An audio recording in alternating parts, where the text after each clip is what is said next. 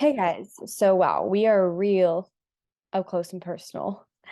But today I want to talk about healing, inner healing, and what I have learned from Jesus about inner healing. And I hope that this will help answer questions for people. These are a lot of things that I've learned about going through trauma and why certain things happen. And I hope that people can hear this and be freed. So I want to share a couple of verses that are about healing. And I'm going to go right into the book of John, John chapter 9.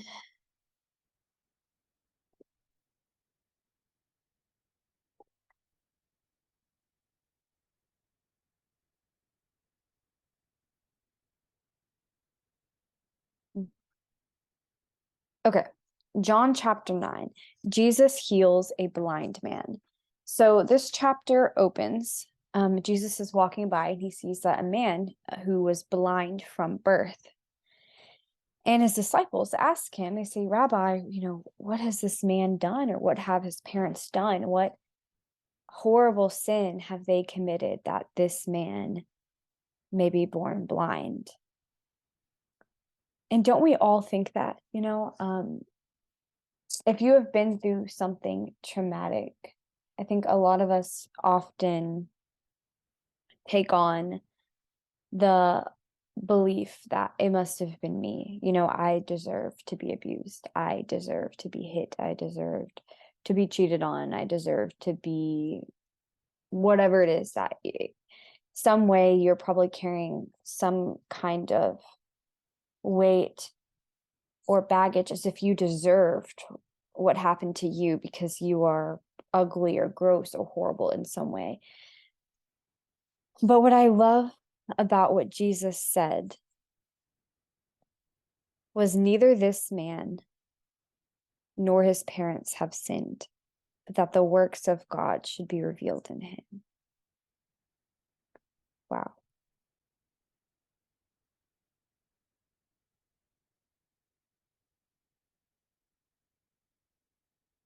So this man was born blind and lived blind his whole life, only for him to meet Jesus and for Jesus to give him sight like that, just so that God could be glorified through him. And gosh, if I put myself in this story. And have you felt like that? Have you felt like you have lived your whole life blind? There's something you can't see. There's a piece of yourself that's not there. And you have an encounter with Jesus and he gives you sight again.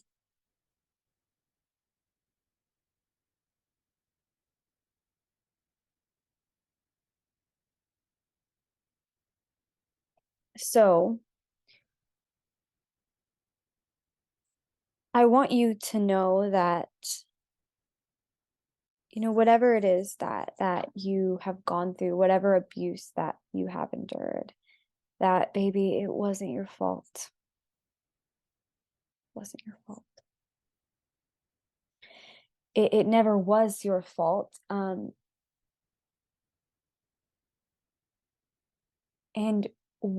just what if you went through that awfully horrible experience, that awfully horrible loss, so that God could redeem you?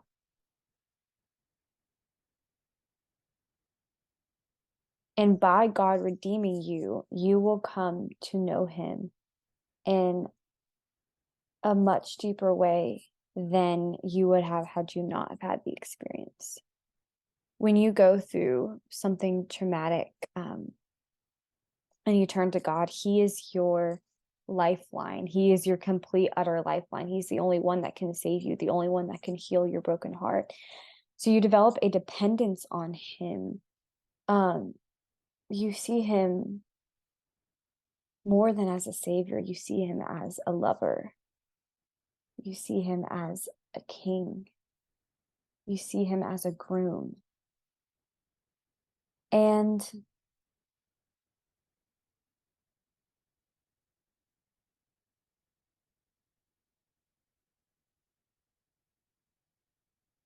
his heart becomes yours. And his heart is what saves you. So a lot of us can really be stuck in oh, this is so awful. This is horrible. I can't believe this happened to me. Like, my life is over, and you can be stuck in shame and pain. And I've been there. And honey, it sucks. It's not a great place to be, and you don't get anywhere. You just hurt yourself and you weigh yourself down with heaviness. But when you come to the realization that, hey, this awful, horrible thing happened to me,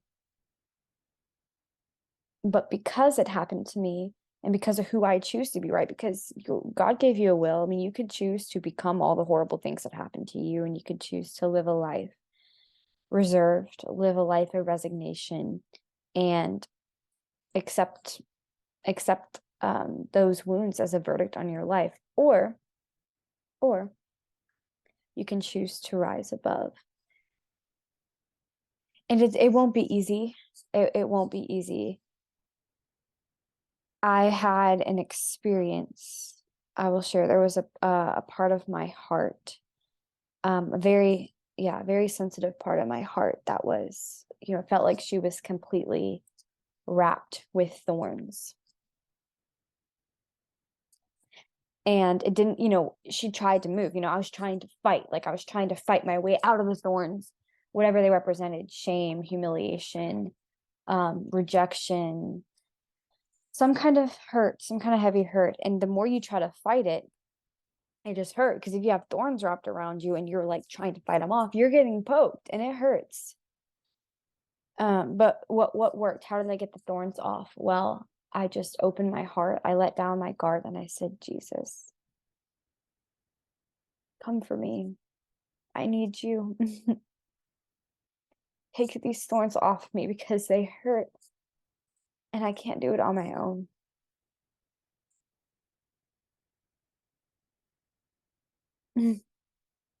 And Jesus showed up, and he took the thorns off. He started unwrapping the thorns. And he was so determined, but still. Yeah. As he was removing the thorns, he was still. And so I'm experiencing him taking the thorns off of me, and I'm feeling it. And I'm also watching it, saying, like, wow, like, this is a strong man. This is a holy man, a man that can walk up to me in my most broken and vulnerable state and take the thorns off of me so humbly. And Jesus is a man just like any of us. So I'm sure he experienced the pain, but it wasn't enough to tear him down. It wasn't enough to make him give up. He is so strong and holy that he could bear it. And he saved me from that awful place of darkness.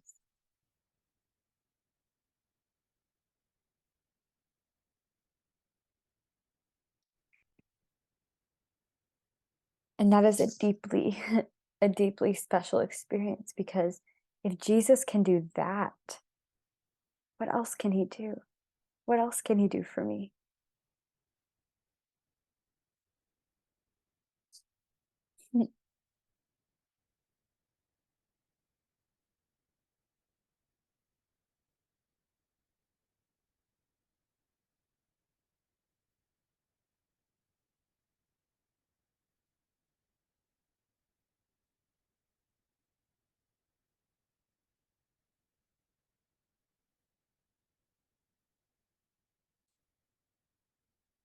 So we see this again in John 11:4.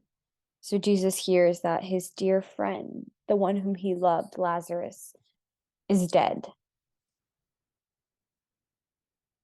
And Jesus says, This sickness is not unto death, but that the glory of God, that the Son of God may be glorified through it. And what does Jesus do? Well, one, I also find this so funny. He takes his time to get there. So I think the city that they're in, Bethany, the town of Bethany.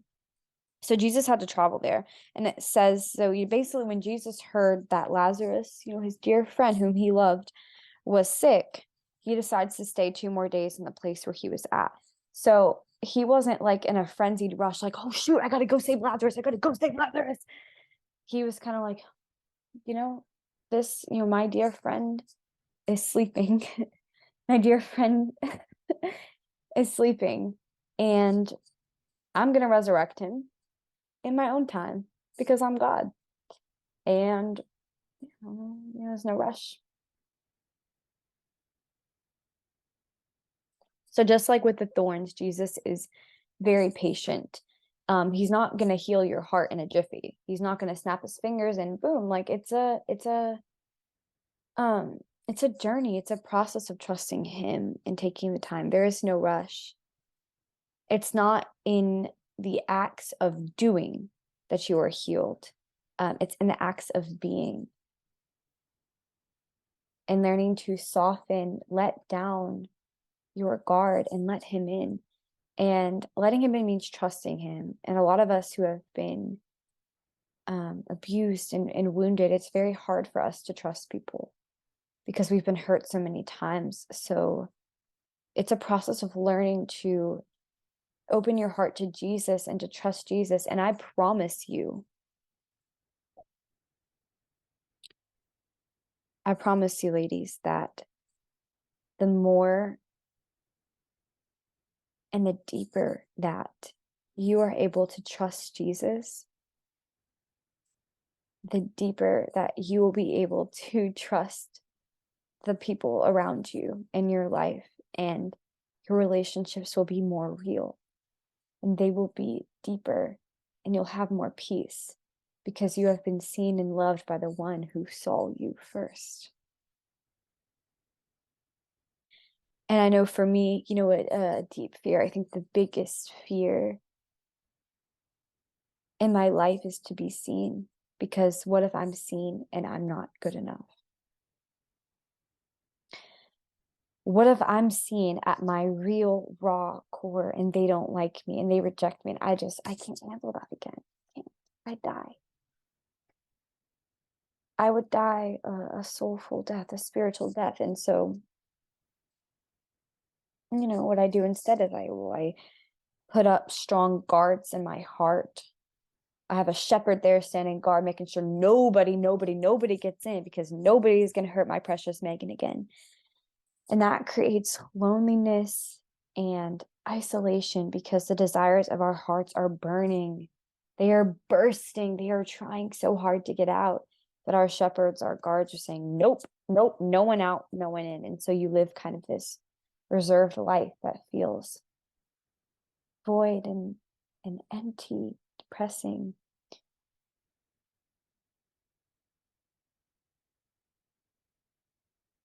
So when you learn to let Jesus in, you learn to let down your walls to him, for him, and you invite him in. And you learn to trust again. You learn to love again. And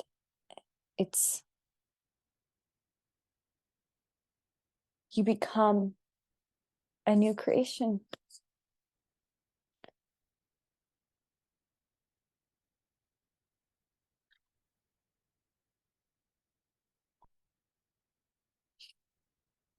So I'm going to go into the last verse for at this moment, which is Deuteronomy 8.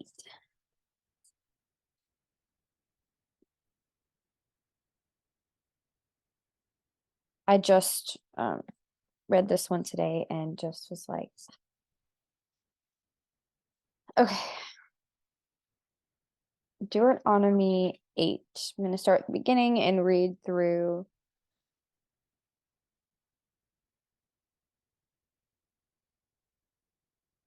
verse 10. Okay, let's go. Every commandment which I command you today, you must be careful to observe, that you may live and multiply, and go in and possess the land which the Lord swore to your fathers. And you shall remember that the Lord your God led you all the way these 40 years in the wilderness to humble you and to test you, to know what was in your heart and whether you would keep his commandments or not.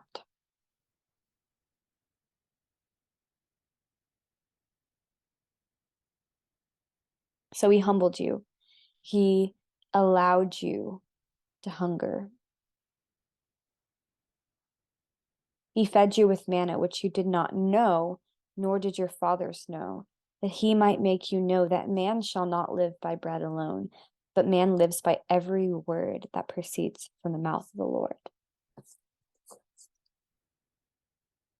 And I love this because Jesus says this too when he comes and he meets the disciples and the Jews, and he says the same thing, that, I have food to eat of which you know not.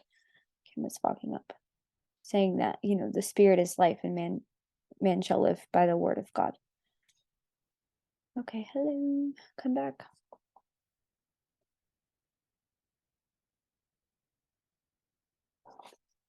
Okay, there we go. Okay.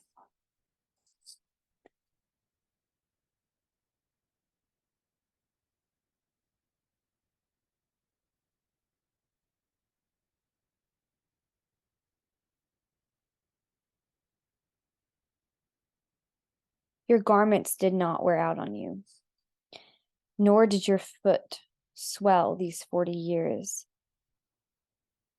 You should know in your heart that as man chastens his son, so the Lord God chastens you. I think it's chastens. I think that's how you pronounce it. Chasten, I had to look this up, what that means or what that meant. Chastening. What does chastening mean? It means to rebuke or to misfortune, having a restraining or humbling effect. So what God is basically saying in there is, hey, I had to take you through the wilderness.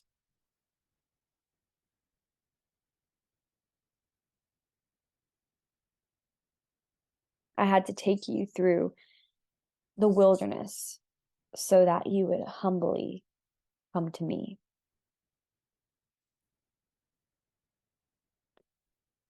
Therefore, you shall keep the commandments of the Lord your God, to walk in his ways and to fear him. For the Lord your God is bringing you into a good land, a land of brooks of water, of fountains and springs that flow out of valleys and hills, a land of wheat and barley, of vines and fig trees and pomegranates, a land of olive oil and honey and raw milk, and a land in which you will eat bread without scarcity, in which you will lack nothing, a land of whose stones are iron, and out of those hills that you can dig copper. When you have eaten and are full, then you shall bless the Lord your God for the good land which he has given you. And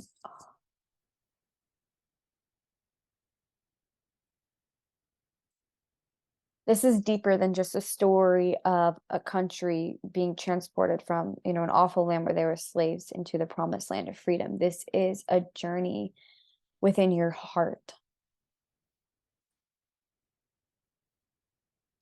And the land which you will eat bread without scarcity, in which you will lack nothing. That is the kingdom of heaven. And it doesn't have to be some place that you go after you die. It can be a place in your heart that you experience now. God did not snap his fingers and say, boom, you're out of Pharaoh. You are not under Pharaoh's leadership anymore. Here's the promised land, but boom, great. Here you go. You're welcome. Because if he did, the people would likely squander it. They wouldn't know what to do. If you come from the lowest of the lows and then you're crowned a king or a queen, like, what do you do? How do you know how to steward that? And so the journey is a journey of surrender. It's a journey of dying of the self. And it's a journey of trusting. And the better you get at it, and the deeper that your heart grows in Jesus, the better you will be able to steward this promised land, and the more real it will become, the more fruit that you will see, and the better you'll be able to handle it.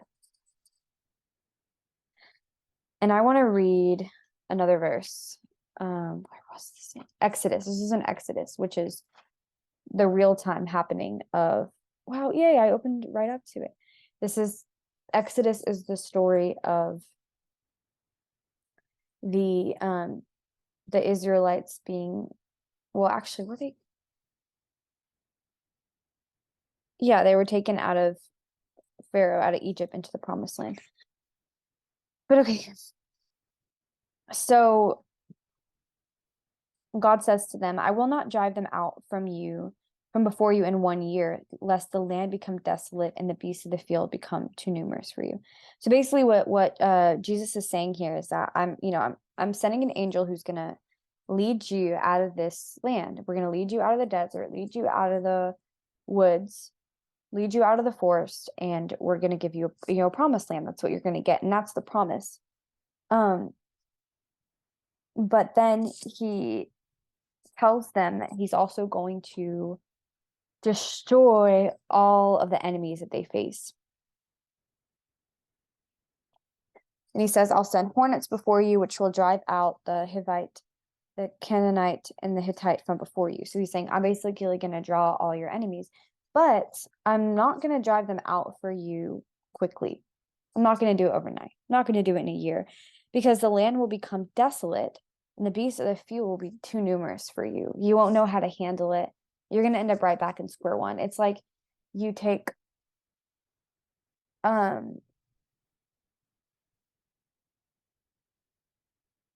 yeah, it's like you take somebody that plays the lottery all the time, they win the lottery. And then they get a ton of money, and then they squander it because they don't know how to properly steward it or manage it. But the person that builds wealth study by study over time, they can handle the money a lot better. They're trained so they can handle larger sums of money, and they'll have good stewardship over it because they'll have experience. So that's why God says, little by little, I will drive them out from before you until you have increased and you inherit the land. So the way I take this is that your programmed self, the betrayers in your heart, the self that was deeply traumatized, that needs to be healed. Well, God's saying, I'm not going to heal her overnight. But what I am going to do is send my angels there in my own hand to help her grow and to deepen into who she truly is. And as she gets a better understanding, and of who she is, now she becomes truer in herself, I will drive out her enemies. I will lift the chains that have been holding her back. I will cast away and dissipate. I will melt away her fears and her self-protecting ways. But first, she needs to be redeemed by me, restored in me, little by little.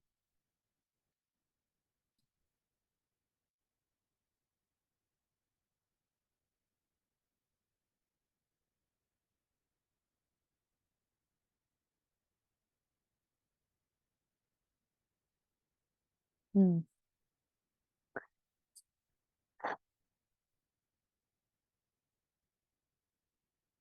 So, babies, that's the process. It's little by little. It's slow and steady, and it's not something that happens overnight. But the biggest thing that I guess I want to communicate to you is that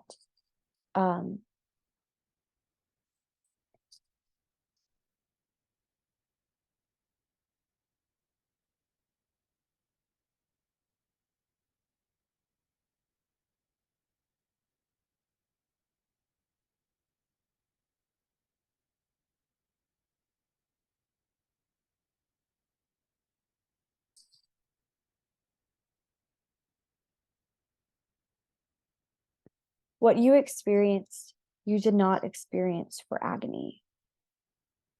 You experienced it for redemption. And if you turn to God and you lay it down, you lay it all down, He will transform you.